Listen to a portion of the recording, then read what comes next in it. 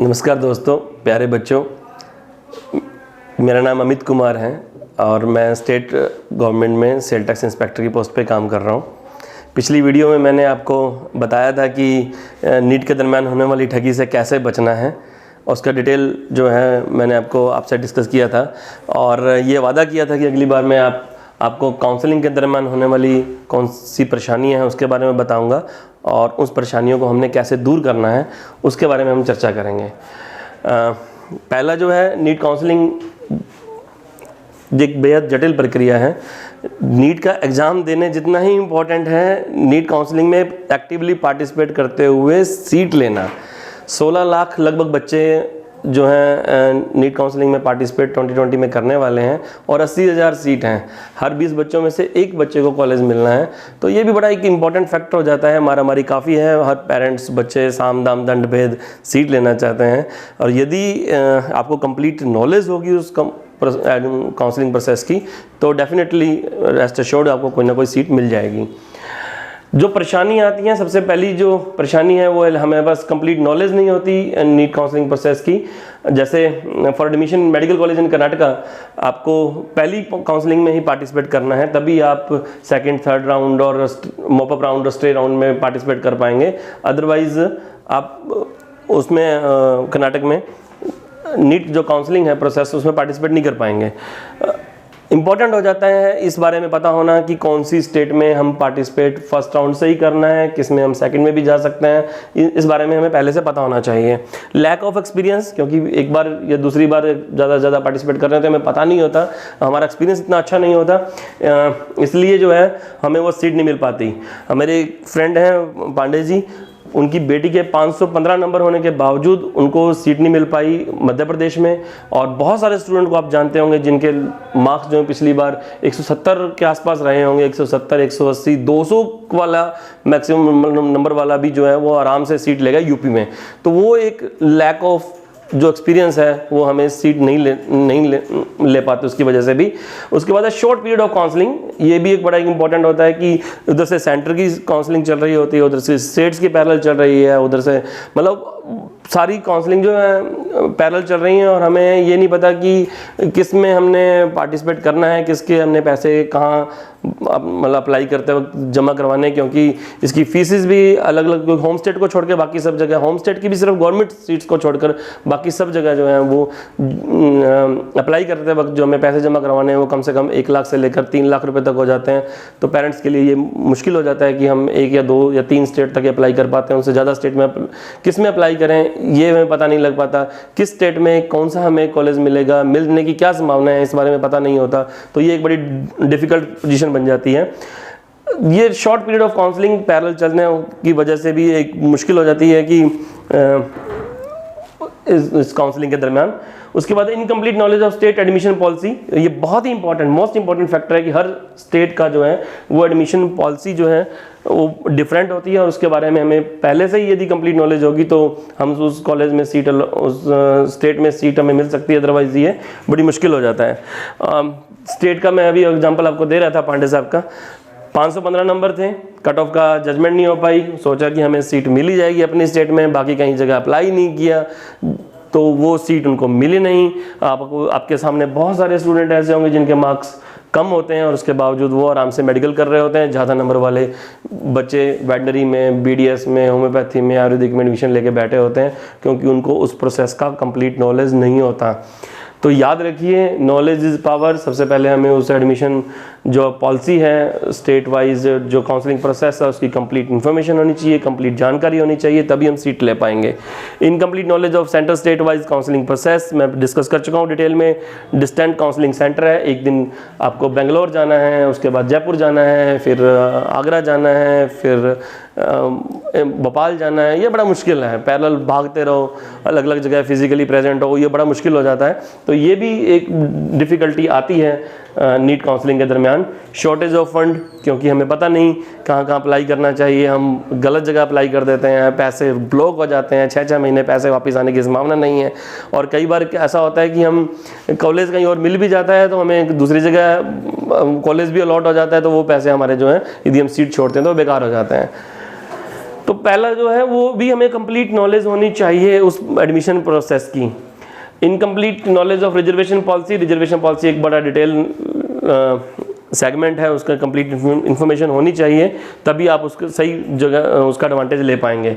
Lack of legal knowledge and court judgment, हमें उसका पता नहीं होता क्या लीगल जजमेंट जो आई हुई हैं उस बारे में, और उसका हम कैसे एडवांटेज ले सकते हैं। यदि उसके बारे में पता होगा तो भी हमें सीट लेने में हेल्पफुल हो सकता है। हमें एक बात हमेशा याद रखनी है कि कहीं पे भी किसी भी मेडिकल कॉलेज में कहीं डायरेक्ट एडमिशन नहीं होता। पिछली वीडियो में मैंने बताया था किसी तरह की ठगों के जालसाजों के झांसे में हमने नहीं आना है। All admission through counselling only. कोई भी फेक डॉक्यूमेंट्स हैं, हमें बिग नो, बिल्कुल क्लियर कट मना। कोई फर्जी डॉक्यूमेंट नहीं बनाना है, अपने आप को अपडेट करना है ऑल स्टेट काउंसलिंग प्रोसेस के लिए। एनालिसिस कीजिए, घर पे अपने पेरेंट्स को कहिए कि वो डिस्कस करें, वो एडमिशन पॉलिसी को डाउनलोड करके रखें हर स्टेट के जिसमें आप इंटरेस्टेड हैं, उसको पढ़ें।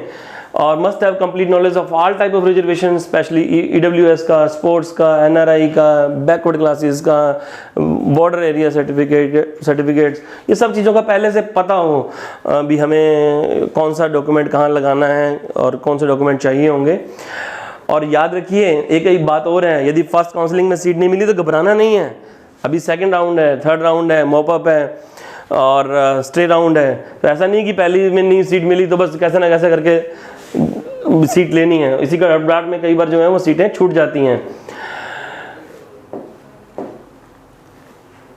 इससे पहले मैं आपको एक बात और कहना चाहता हूं कि हम आपकी मदद करेंगे, और क्यों करेंगे, कैसे करेंगे, ये बात भी बड़ी इंपॉर्टेंट है।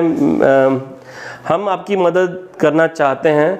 मैं आपको बता रहा था कि मैं स्टेट गवर्नमेंट में सेल टैक्स इंस्पेक्टर की पोस्ट पे काम कर रहा हूँ, और इस वीडियो को बनाने का जो हमारा मकसद सिर्फ इसकी अवेयरनेस बढ़ाना है, ताकि आप किसी तरह की जो है ठगों के झांसे में ना आए, जालसाजों के किसी जाल में ना फंसें, और बिल्कुल प्योरली आपके मार्क्स के आधार पर आपको सीट मिले। और हम आपकी मदद कर रहे हैं, हमारी जो एक्सपर्ट टीम है, मेरे जो साथी हैं, और हम जो आपके लिए मेहनत कर रहे हैं वो सिर्फ इसलिए कि आपको बेस्ट मेडिकल कॉलेज, चाहे वो सेंटर की या स्टेट के काउंसलिंग प्रोसेस में आपको मिले, आपके स्कोर के अकॉर्डिंग और आपकी कैटेगरी के अकॉर्डिंग। हमारा जो टीम है वो बहुत अपने आप में एक्सपर्ट हो चुकी है पिछले कुछ सालों के एक्सपीरियंस को देखते हुए, और खुद के एक्सपीरियंस भी हमारे ऐसे हो गए हैं, खुद के बच्चों को एडमिशन करवाते हुए भी, जो हमें लगता है कि पेरेंट्स को ये परेशानी आ रही है, उनसे आपको कैसे बचाना है। उसके बाद हमारी पहले कह रहा था कि हमने पिछली वीडियो में मैंने बताया था, किसी भी स्टेज पर शुरू से लेकर लास्ट तक कॉलेज मिलने तक हमने आपसे कोई पैसा चार्ज नहीं करना है। किसी भी तरह का आपसे कोई मॉनेटरी हमारा कोई बेनिफिट नहीं है, ये सिर्फ आपकी सर्विस के लिए। हम चाहते हैं कि आप अच्छे मेडिकल कॉलेज में जाएं, अच्छे डॉक्टर बने, देश का नाम रोशन करें। इसके अलावा हमें आपसे कोई पैसा नहीं लेना है। Nation wise, state wise list of best medical college हम आपको प्रोवाइड करेंगे, जो आपको हेल्प करेगा कि आपके मार्क्स के अकॉर्डिंग जो है वो आपको कॉलेज सेलेक्ट करने में आपकी हेल्प करेगा। और कोई भी आपकी क्वेरी हो इससे रिलेटेड तो आप हमें, आप नीचे जो नंबर दिए गए हैं उस पर आप व्हाट्सएप कीजिए। मैं भी खुद जॉब में बिजी होता हूँ, हमारी टीम के जो भी हम आपकी क्वेरी होगी उसको डिस्कस करेंगे, और जो भी बेस्ट पॉसिबल सोल्यूशन होगा हम आप तक पहुँचाएंगे।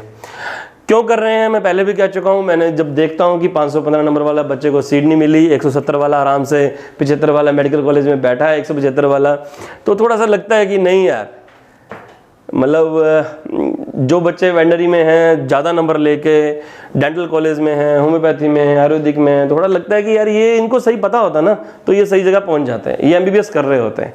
तो मैं जरूर चाहता हूं कि यार फीस तो आपने उतनी ही दे रहे हैं, तो फिर सही आपके पास कंप्लीट नॉलेज हो ताकि आपको उसका प्रॉपर बेनिफिट मिले।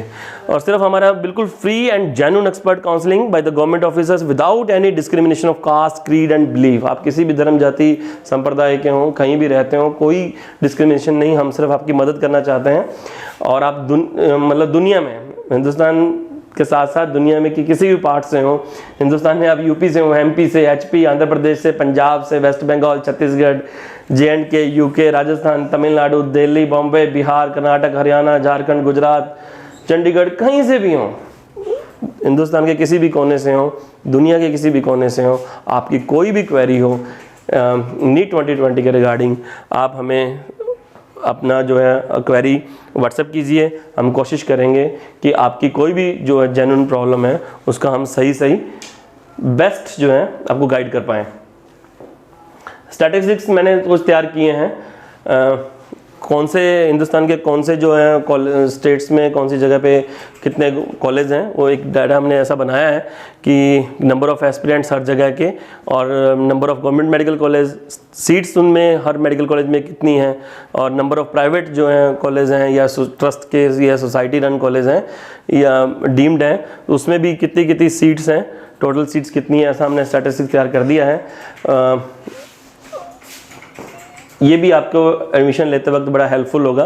पहले ही मैं आपको बता चुका हूँ कि 15,93,452 बच्चे जो इस बार नीट 2020 में अपीयर होने जा रहे हैं।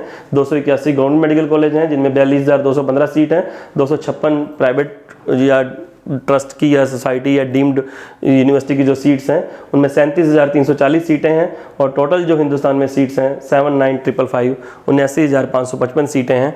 मुझे लगता है कि आपके लिए जानकारी काफ़ी इंपॉर्टेंट रहेगी, और पहले वाली वीडियो की तरह आप इस वीडियो को भी ज़्यादा से ज़्यादा लाइक कीजिए, शेयर कीजिए, सब्सक्राइब कीजिए, और जो भी आपको लगता है कि नीट का एग्ज़ाम आने वाले दिनों में देने वाले हैं या 5-4 सालों में भी जिनको ज़रूरत पड़ने वाली है, मैंने अपनी तरफ से पूरी कोशिश की है कि ईमानदारी से कि आपको नीट के एडमिशन काउंसलिंग प्रोसेस के बारे में कुछ मोटा आइडिया हो जाए, और आपकी यदि कोई पर्सनल क्वेरी है तो हम विदाउट एनी सर्विस चार्ज, बिना किसी लालच के, हम सिर्फ आपकी सर्विस करने के लिए यहाँ बैठे हैं, आपकी सेवा करने के लिए हैं। जब भी आपकी कोई क्वेरी हो काइंडली कॉल करने की बजाय व्हाट्सएप कीजिए। हम जॉब में हैं, टाइम इतना नहीं दे पाते, अपनी तरफ से बेस्ट ट्राई करेंगे कि आपकी क्वेरी का सही जवाब दे पाएँ। थैंक यू, शुक्रिया।